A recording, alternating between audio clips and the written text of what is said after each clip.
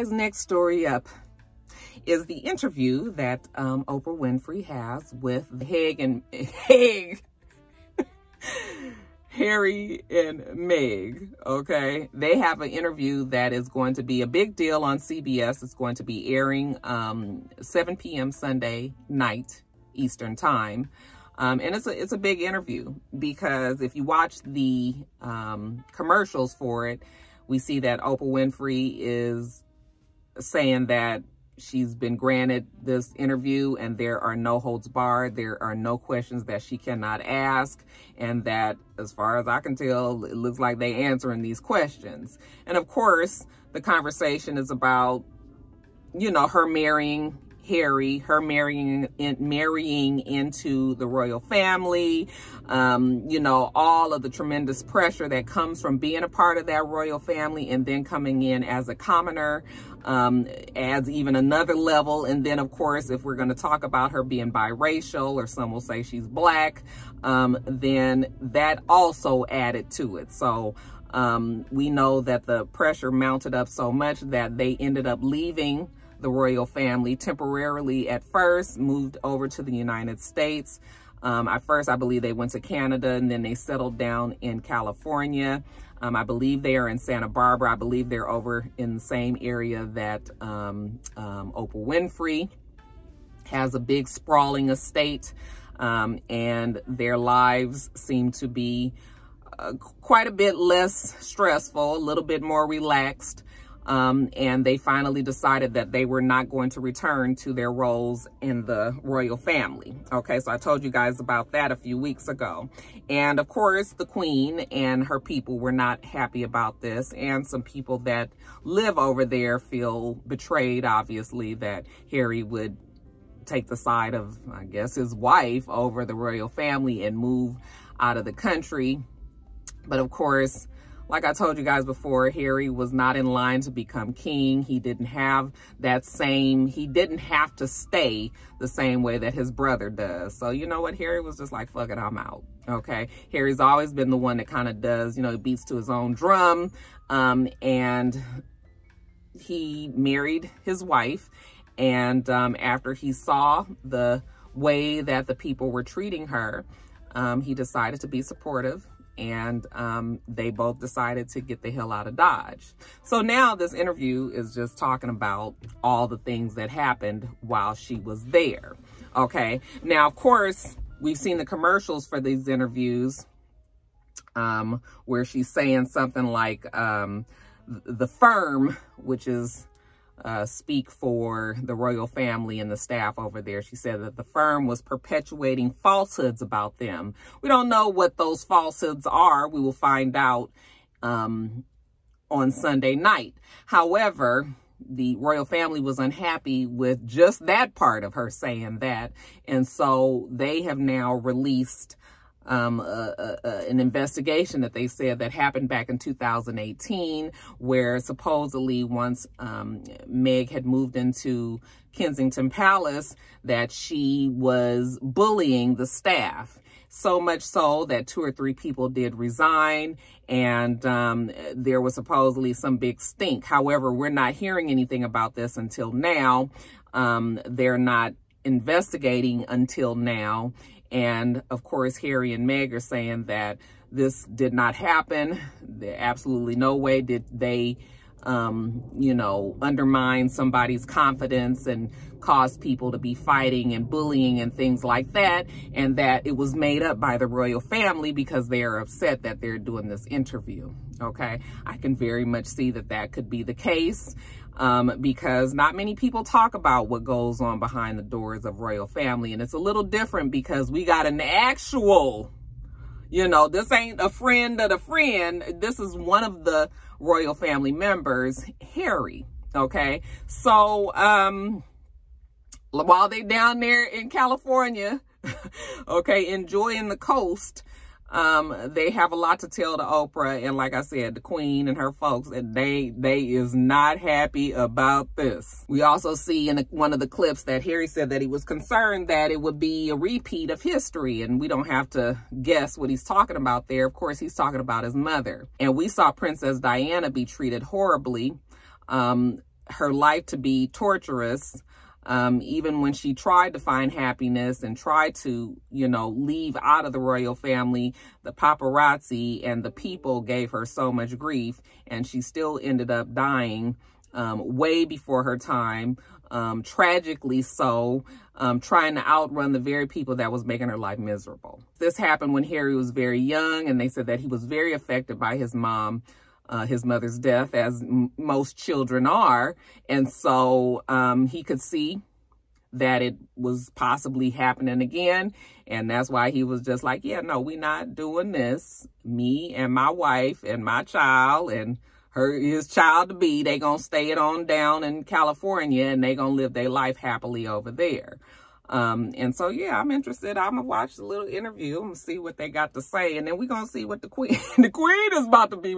Child, I tell you, I'm sure she is ready to whoop some ass around there if she could. Yeah, it'll be an interesting story.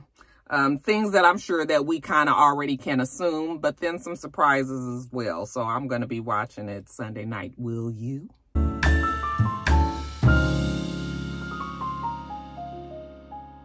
All right, you guys, next story up. My car is running really strange. I'm gonna have to put it in the shop tomorrow. It's feeling like it's running rough. I had to turn it on and turn the air on because it's hot. And I don't want to funk up my It's Rocks t-shirt. Did you guys get yours yet? Anyway, you guys, next story up. DAngelo and his versus battle this past weekend. Did you guys listen to it? I didn't even talk about it in Top of the Blogs last week because I had no idea that it was happening. You know, I have not been on social media in a long ass time because this job, you know, I ain't even gonna tell y'all and complain because I'm sick of hearing my own self talk about it, you know. But I have really feel like I have missed so many things on social media because I'm busy. And when I get off, I don't feel like fucking with no phone. I don't feel like fucking with no computer, none of that. Okay, so I had no idea that the DAngelo versus battle was this past weekend. So evidently it was supposed to be DAngelo versus Maxwell. Not quite sure why that didn't work out. That actually would have been an excellent matchup. It would have been really a good one.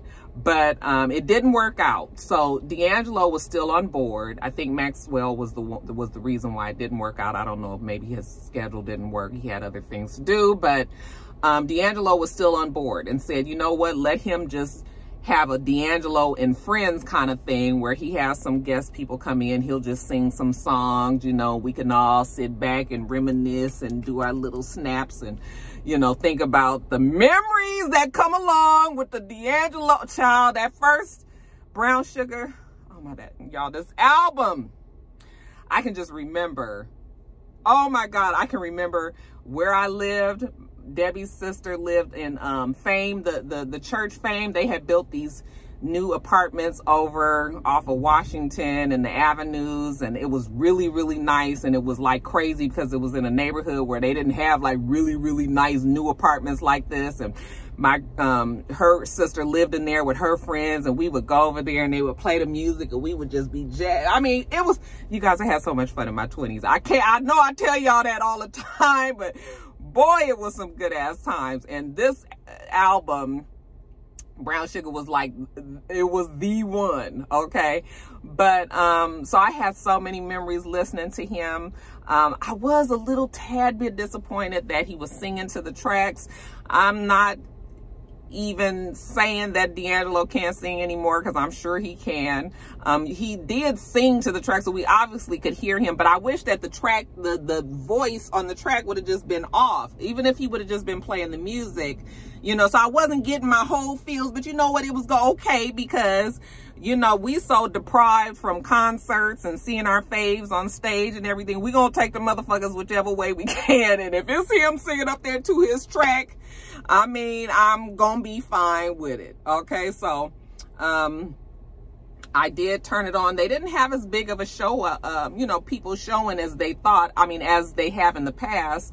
I think I saw that it was like, at one time it was about 150,000 people that was on there. So it was a very small, intimate group, if you want to call 150,000 people intimate, because if it was a concert, that would be a big ass stadium full of people, but with overflow outside. But yeah, for the versus battles, well, because it wasn't a battle, you know, this was an intimate occasion. But I still enjoyed it, you guys. So he did have a few people there where the friends came in. He had trumpet player Keon Harold from the Vanguards. He had Method Man and Redman come in, okay? And then he also had her. They performed Nothing Even Matters, you know, his duet with Lauryn Hill. I mean, she sang her duet with Daniel Caesar, who, where is he? Have you guys really just been like, he is canceled? Because I don't hear nothing about him or see, you know, ever since he was coming up with that racist shit and talking about the black people and the white folks, and then y'all know, y'all hurried up and put his ass out, and we ain't seen him ever since, honey. Her been flourishing and just as beautiful as ever. And here she is up on DAngelo's show singing her song with him. And then, like I said, they did X Factor with, you know, together as well. So it was a great time. It was a nice time just to hear the songs. He was really just kind of letting the albums play, especially the one with the Voodoo album. Those songs, like, I knew what was coming back to back to back, and child. And of course he closed it out with Untitled, How Does It Feel? And, you know, at some point we thought he was going to take off that mink coat or that big old fur coat that he had on. But then I knew he wasn't, because you could tell he had a pot belly. But that's okay, honey.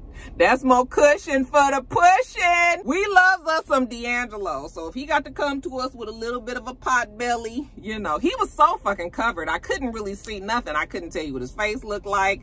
I think he had some shit tied around his face, and he had a hat on, and he had this big old jacket on, and it was all black and all that. So he definitely was making sure that he kept himself covered. Look, I don't care, okay? We love DAngelo when he's all chiseled and cut up. We love DAngelo when he got a beer belly. We just love DAngelo. So whichever way we got to take him is the way we gonna take him. So yeah, it was a good time. Did you guys watch it? I had a few people that were reaching out. I saw some of you guys in the comments. So what's up to the Roxstars that was shouting old Rocky out? But yeah, you guys, it was a good time. Who's the next versus battle? Shit, y'all gonna have to tell me now.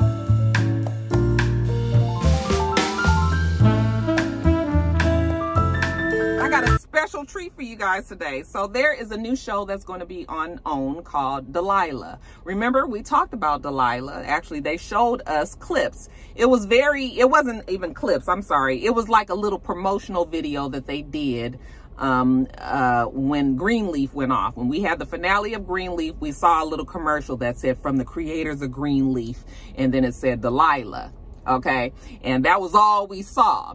Many of us assumed that it has something to do with Greenleaf, but it does not. It is completely nothing to do with Greenleaf. The only similarities with the Greenleaf show, of course, is that the creators that created Greenleaf created Delilah. Okay, so we got that straight, right? Ain't got nothing to do with Greenleaf. Okay, so I did see that commercial when that happened, when Greenleaf went off. I did not know at the time, but I found out very shortly after that one of our very own rock stars, you guys, Seikon Singblo. Okay, she is going to be one of the characters on the show, and a regular character on the show. So happy, so happy, so happy for you, Seikon. You guys, she is a rock star that has been supportive. She reached out to me back when she was on Scandal. She played the FBI director, I believe it was.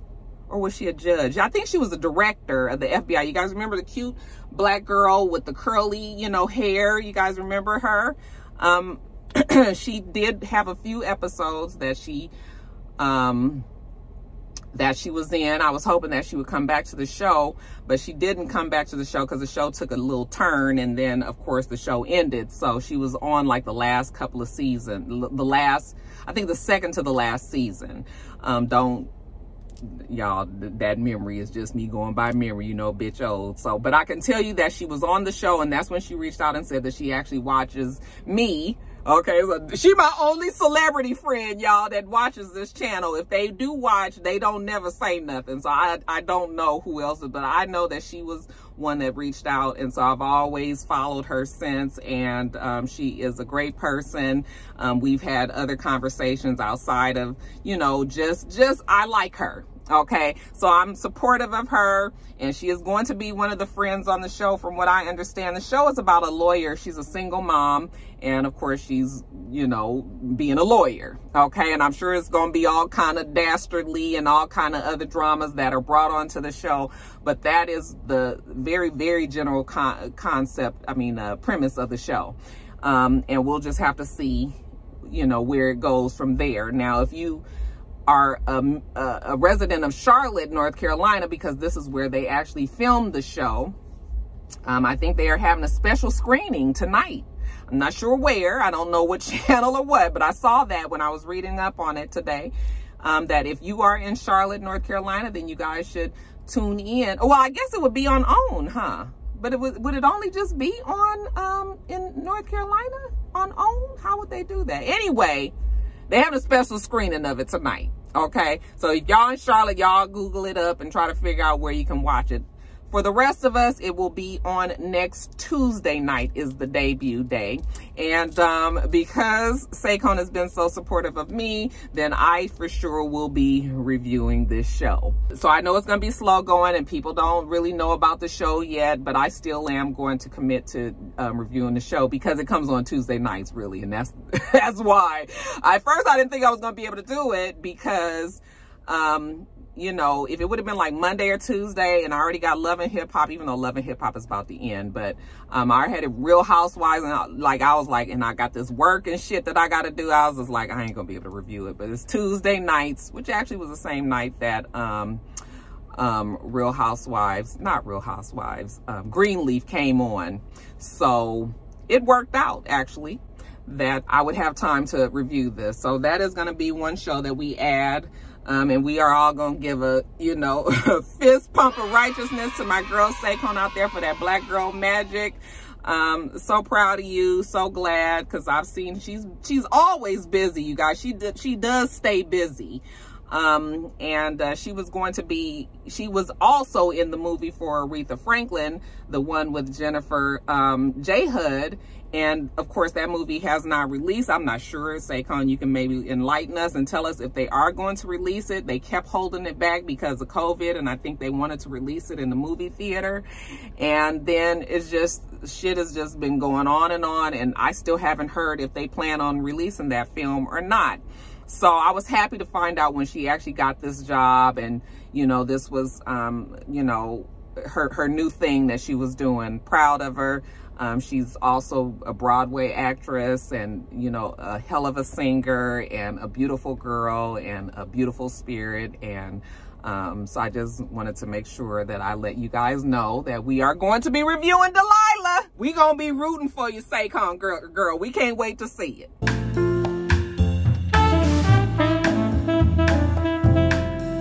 All right, this is a quick little fast story because I don't really know what I'm supposed to say about it, but JT from the City Girls and Lil Uzi with the infectious diamond in his forehead. You got, every time I see it, I get grossed out. I'll be like, oh, because it's starting to look like it got brown, like scab crust around it, and it being in his head like that, and it's so big. I mean, I guess he's trying to be the Vision, but it's just, I mean, people be having so much money, you guys, and they just do fuck shit like that. Why the fuck you walking around with this pink diamond? So when somebody sock you in your fucking head and knock you out and take that fucking diamond out your forehead, then what? And he spent $10 million or some shit on it? Do you know what I could do with just $1 million? Come on now. Come on now. We got to find better ways to spend our money. But you know what? That's that man's money, and that's what he want to do, then fine. All I know is when I see it, I'll be like, ugh. But then when I see Lil Uzi, I be like, ugh. He was a cute little guy at some point, then he turned into something else. I was just a child. Anyway, they say that these two have finally gone public with their relationship. And you know what happens when they go public, then the shit be over. So I'm looking to see. We gonna take bets on this one, just like we did with the baby and old girl that y'all had a problem with, Danny Lay. We gonna take bets on how long we think that JT and Lil Uzi will stay together. Now, of course, their relationship doesn't seem to be any scandal or anything. At least if it is, I don't know. The kids, y'all kids, my young rock stars out there, y'all have to put me up on game. But it looks like them two are happy. And look, Rocky love. Okay, so if that's you know, if they gonna be together, then you know what? If they like it, I love it. All right, so that's the little small story that I had on JT and Lil Uzi. They are now a happy couple.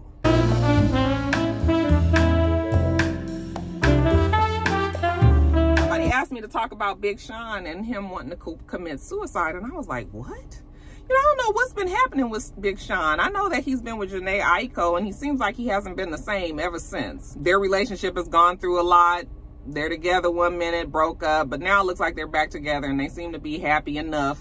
But at some point in Big Sean's life, he was very unhappy. He said he was working to death. He was tired, he was miserable, and he said there were plenty of times that he had a gun in his hand and had then decided that he was going to pull the trigger and just kind of tap out. Okay, he said that, and look, in the article it said that he was talking to the Reverend Michael Eric Dyson. I said, Reverend? You know, when did I miss that? Has he always been a reverend, y'all? I had no idea. I mean, the man does preach when he talks. He one of them ones that you can get to write an essay for. You know how they say that you got to have a 5,000 word essay? And you be coming up with all these extra words trying to fill in the essay. That you get Michael Eric Dyson, because he figured out the longest path to try to tell you what he's trying to say. Just too many damn words. But you guys, I didn't know he was a reverend. Do we mean that like good reverend like at the church? Or do we mean reverend in some other, I mean, what other way would it be? I mean, do people call other, if you ain't in the church, you call him reverend? I mean, what's he a reverend of? Where he reverend in that? He was having a conversation with the good Reverend Michael Eric Dyson, and he was telling him, yeah, that he at one point had decided that it was about to be over for him. He was going to kill himself, and he said that he was even having talks with himself by saying that, you know, at least if he died, his family going to get this money. And I was like, I don't know who told you that, because unless something has changed with the life insurance policies, if you kill yourself, your family is not able to collect that money. Okay, because that could be a way of, you know, somebody improperly gaining money off of somebody's death. So you might have killed yourself and your family might have just had a broken heart, and that's it, you know. So I'm glad that he didn't, of course. I'm glad that he got some help, because he said that he stopped everything that he was doing.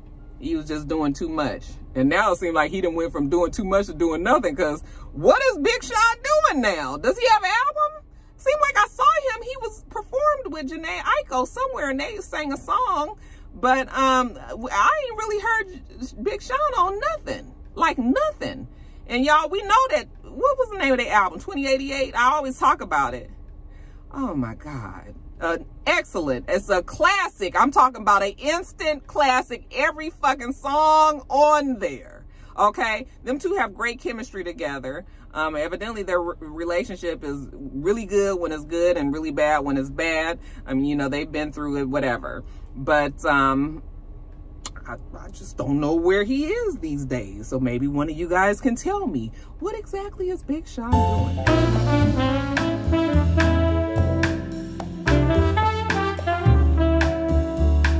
All right, you guys, today, which is Thursday, even though you won't get this video till Friday, but today is World Book Day.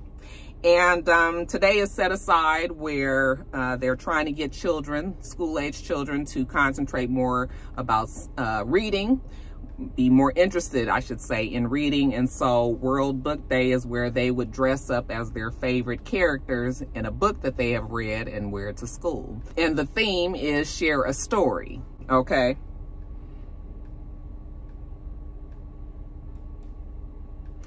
But much has been made about the side story to this World Book Day, this side story that came out about Dr. Seuss, Dr. Seuss Enterprises. So evidently, Dr. Seuss Enterprises has decided to stop publication and licensing of 6 Dr. Seuss books.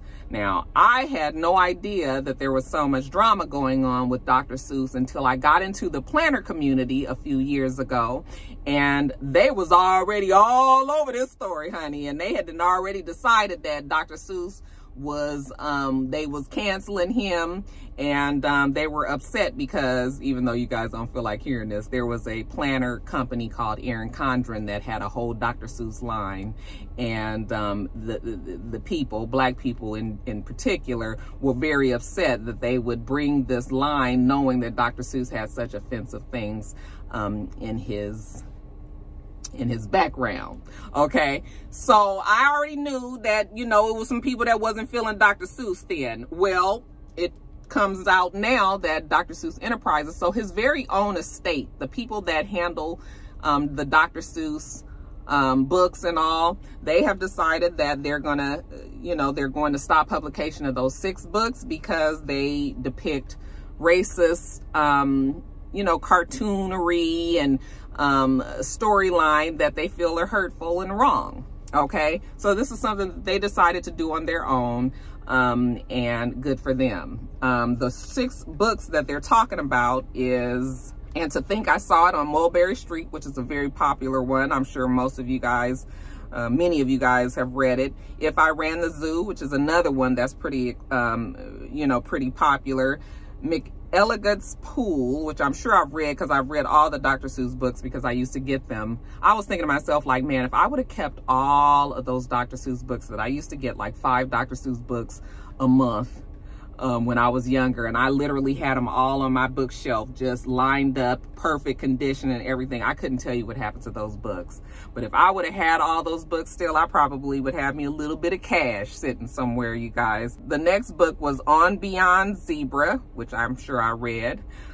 Scrambled Egg Super, and The Cat's Quizzer. So those are the 6 stories that they're getting rid of. And, you know, they have, people are saying that Dr. Seuss's stories, you know, he didn't have actual people in there, that he had animals, and but still, some of the depiction, when you looked at the artwork and some of the lines, they'd say things like slant eyes and Chinamen and you know, yellow. I mean, he would say, there were things that they would say, and then there were depictions of like monkeys when it seemed like he might have been talking about black people and those type of things. So over the years, the company, you know, Dr. Seuss Enterprises, they have tried to address some of these things and change up. Even before, you know, when Dr. Seuss, before he died, he did try to change up some of the lines and some of the wording in some of his books and all. But they have felt that that's not enough, obviously.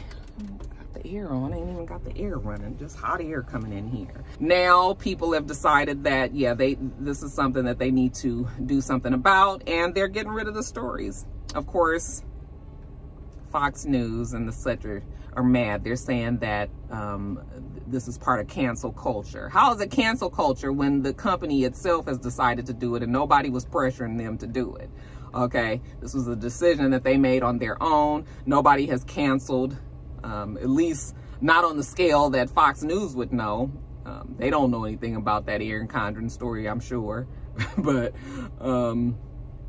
you know, this couldn't be categorized as cancel culture because the company itself are the ones that decided to do it. But I guess they're trying to say that it was already just underlying pressure to make these changes. I'm sure if they went through some more of them books, they probably could find some more shit to you know, to get rid of too. So, I mean, you know, whatever. But you guys, that's the biggest story that's going around right now, which is kind of heartbreaking, you know, that Dr. Seuss, that, you know, because I didn't, like I said, I had no idea that all this was going on. But then when I, you know, really look back at some of the stories and just kind of remember some of the characters and how they looked, and you're just sort of like, yeah, it's very underlying. And, you know, of course, it's not right in your face racism.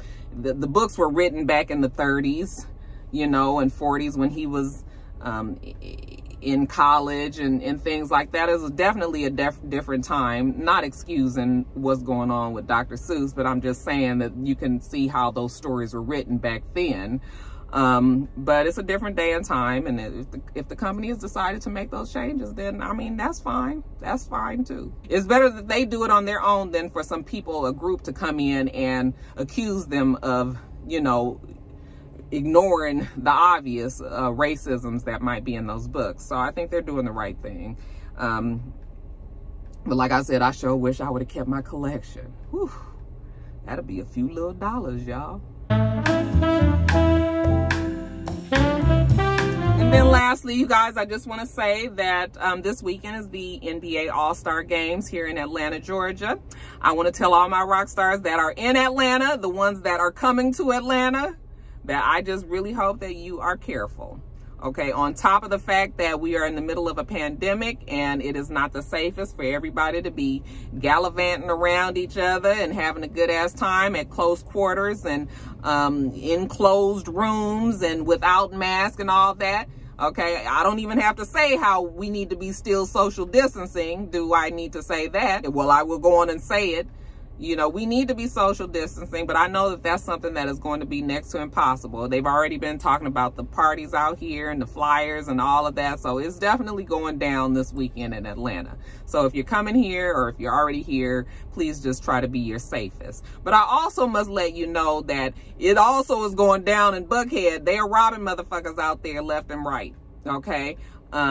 It is not a game and I am not playing. All right. They know that it's going to be so many people that are out here from out of town, people that are not necessarily familiar, people that are going to be in celebratory mode, not really aware of their surroundings. They're going to be wearing their finest. They're going to be having on jewelry. They're going to be having money. They're going to be at these parties. And it's going to be somebody waiting around the corner to bop you over your head and take what you got. Okay. So you need to make sure that you are safe and that you are very aware of what is going on around you. And like I said, if you don't need to go to these parties, I just really wish you wouldn't, because it's just too much going on out there, honey. It is crazy in Buckhead. It's still a beautiful city, and it's a lot of great things that you know, to do in Buckhead. All the finest stores and the restaurants and all that is up that way. But unfortunately, because they know that these people will be frequenting all of these places, you know, you've always got some of your unmentionables that want to take advantage and come in and rob people. So that's a real thing. That's a real thing in Atlanta. I cannot stress that enough. Please, please, please be careful.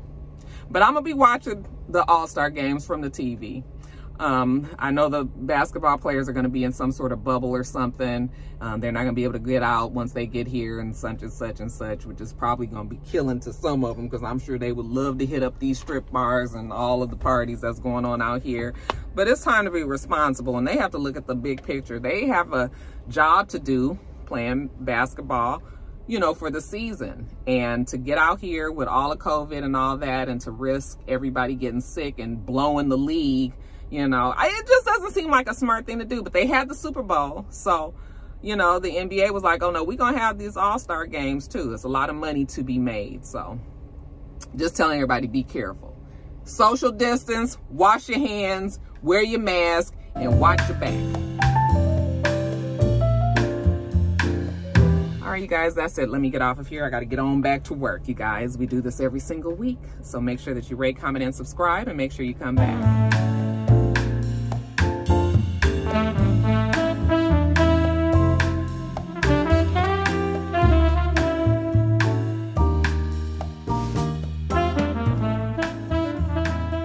Until next time, Roxstars. Bye.